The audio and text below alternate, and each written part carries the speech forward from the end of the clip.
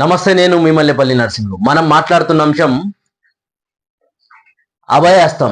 అంబేద్కర్ అభయహస్తం 12 లక్షలు ఇస్తామన్నారు. రేవంత్ రెడ్డి గారి గవర్నమెంట్ వచ్చిన తర్వాత మేము 12 లక్షలు ఇస్తాం, కేసీఆర్ గారు దళిత బంధు 10 లక్షలు ఇస్తున్నారు, మేము అధికారంలోకి మమ్మల్ని తీసుకురండి, మేము ఖచ్చితంగా 12 లక్షలు ఇచ్చి మేము దీన్ని అమలు చేస్తామని చెప్పేసి చాలా బహిరంగ సభల్లో చేవెళ్ళ డిక్లరేషన్, ఎస్సీ డిక్లరేషన్లో ఖర్గే గారితో చెప్పించారు. రేవంత్ రెడ్డి గారు రాష్ట్రమంతా తిరిగి బహిరంగ సభల్లో, బట్టి విక్రమార్క గారు బహిరంగ సభల్లో చాలా ఊపదంపుడు ఉపన్యాసాలు ఇచ్చారు. కానీ దళితుల కాడికి వచ్చే వరకు మరి ఏమవుతుందో ఏమో. పథకాలన్నీ బడ్జెట్లు పెడతారు, చాలా పెద్ద పెద్ద బడ్జెట్లు ఉంటాయి, ఖర్చు మాత్రం కొంచెమే ఉంటుంది.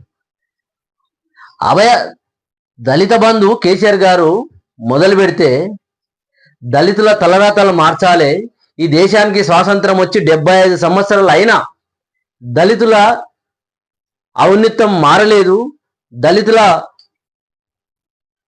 మొత్తం వల్ల ఇంకా దరిద్ర రేఖ దిగువని ఉన్నారు వాళ్ళు అని చెప్పేసి కేసీఆర్ గారు ఈ దేశంలో ఏ ముఖ్యమంత్రి గారు లేదా ఈ దేశంలో ఏ రాజకీయ నాయకుడు ఆలోచించని విధంగా ఆలోచించి దళితులను ఒక తరాన్ని గనక మనం అప్గ్రేడ్ చేస్తే ఆ రాబోయే తరాలన్నీ అప్గ్రేడ్ అవుతాయి. వాళ్ళు వ్యాపారాలు కావచ్చు, ఇంకా ఇతరత్ర ముందుండి ఆర్థికంగా ముందుండి వాళ్ళు తలరాత మార్చుకుంటారని చెప్పేసి కేసీఆర్ గారు ఈ దళిత బంధు పథకానికి శ్రీకారం చుడితే మొదటి విడత కింద 44,000 మందికి 4,400 కోట్లు ఇచ్చింది మొదటి విడతలో. రెండో విడతలో 17,700 కోట్లు బడ్జెట్ అలర్ట్ చేసిండు. 1,30,000 మందికి ప్రొసీడింగ్స్ ఇచ్చిండు. కలెక్టర్ టేబుల్ మీద ఉన్నాయి అవి. మరి ఎందుకో ఈ ప్రభుత్వం వచ్చి దాన్ని పక్కకు పెట్టేసారు. 1,30,000 మందికి ప్రొసీడింగ్స్ వస్తే ఈ ప్రభుత్వం మేము ఇస్తాం ఎంబడి ఎలక్షన్ కోడ్ వచ్చింది. ఇక్కడ ఇంకో తిరగసి ఏంటంటే ఈ పథకము ఈ 1,30,000 మందికి గనక వచ్చింటే చాలా ఈ రాష్ట్రంలో దళితులకు ఒక నమ్మకం అనేది, విశ్వాసం పెరుగుతుండే. ఇది రానియకుండా ఒకవేళ ఈ 1,30,000 మందికి దళిత బంధు వస్తే మళ్ళా కేసీఆర్ గారే గద్దె మీద కూర్చుంటారని చెప్పేసి భయపడి అప్పుడున్న టీపీసీ అధ్యక్షుడు రేవంత్ రెడ్డి గారు ఏం చేసిందంటే, కాంగ్రెస్ ప్రభుత్వం అప్పుడున్న కాంగ్రెస్ నాయకులు కావచ్చు, పార్టీ మండల నాయకులు కావచ్చు, జిల్లా నాయకులు కావచ్చు, ఏం చేశారంటే ఇది రానియకుండా అడ్డుపడ్డారు. ఎట్లా పడ్డారంటే దళితులలో విలేజ్లలో దళితులనే రోడ్లు ఎక్కించారు. ఇక్కడ ఏం చేశారంటే పొలిటికల్ కాంగ్రెస్ గతంలో కాంగ్రెస్ మన మండల్ నాయకులు విలేజ్లలో వాళ్ళకు వస్తుంది దళిత బంధు, మీకు రాలేదు కదా, వాళ్ళకి పేర్లు వచ్చినాయి, మరి మీరు రాలేవు కదా, మీరు రోడ్లు ఎక్కండి అని చెప్పేసి. మా దళితులు ఎక్కడ రోడ్లు ఎక్కలేదండి. దళితులను ఒక వర్గం వాళ్ళు రోడ్లు ఎక్కించారు, ధర్నాలు చేపించారు, రాస్తారోకలు చేపించారు.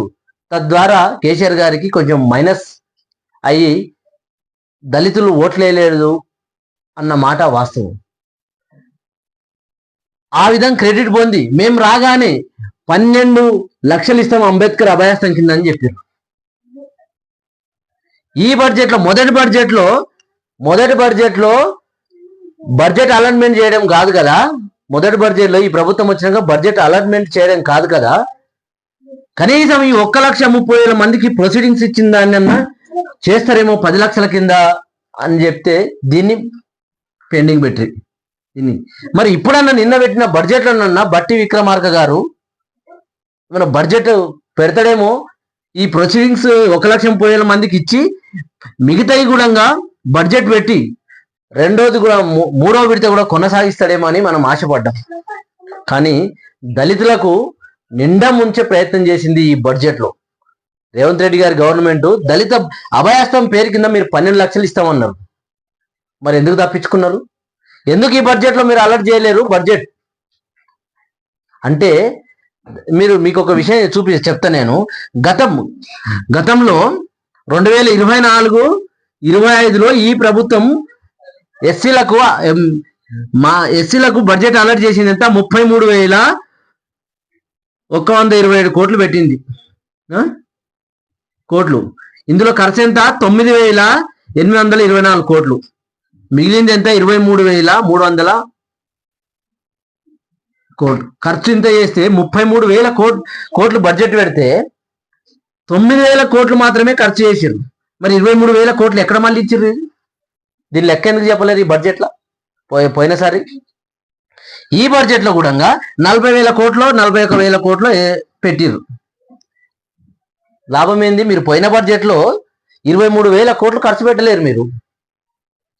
మీరు ఏ ప్రభుత్వం మీరు అనుకుంటున్నారు దళితులు మేము అభయస్థం ఇచ్చినాం, మేము చేస్తలేం, మన దగ్గర బడ్జెట్ లేదు అని చెప్పే ప్రయత్నం చేస్తున్నారు. మా దళితులకు మాకే కొట్లాటలు పెట్టిస్తున్న ప్రభుత్వం ఇది. ఎందుకంటే మొన్నటి వరకు మీ రాజకీయం ఎట్లా ఉందంటే డైవర్షన్ పాలిటిక్స్. మొన్నటి వరకు మాదియాకు మాలకు కొట్లాట పెట్టిస్తుంది, మాదియకు మాలకు కొట్లాట పెడుతుంది. వీళ్ళ బొమ్మలు వీళ్ళంటి పెట్టాలి, వీళ్ళ బొమ్మలు వీళ్ళంటి పెట్టాలి. మళ్ళా మొన్న మా ఏదైతే మాదిగ వాళ్ళు ఉన్నారో వాళ్ళు మాల వాళ్ళని ఇదే ఖర్గే గారు, తర్వాత బట్టి విక్రమార్క గారు, స్పీకర్ గారు బొమ్మలు మా మాదిగ వాళ్ళతోటి అంటిపెట్టించారు. చూడు రాజకీయం ఎట్లా నడుస్తుంది. ఇదే పార్టీ నాయకులు మా మాదిగ వాళ్ళకు మాల వాళ్ళకు కొట్లాట పెట్టి ఖర్గే గారి బొమ్మలు అంటిపెట్టించారు, బట్టి విక్రమార్క బొమ్మలు అంటిపెట్టించారు, స్పీకర్ గారు బొమ్మలు అంటిపెట్టించారు. ఇప్పుడు ఏం చేశారు? మళ్ళా నిన్న మొన్న మా మాదిగలతోటి మళ్ళా ఇదే మాల నాయకులకు, ఇదే స్పీకర్కు, ఇదే ఖర్గేకు మళ్ళా పాలాభిషేకం చేయించారు. చూడండి ఎట్లా ఉంది రాజకీయం ఇది. ఇగో ఇట్లాంటి రాజకీయాలు చేస్తున్నారు.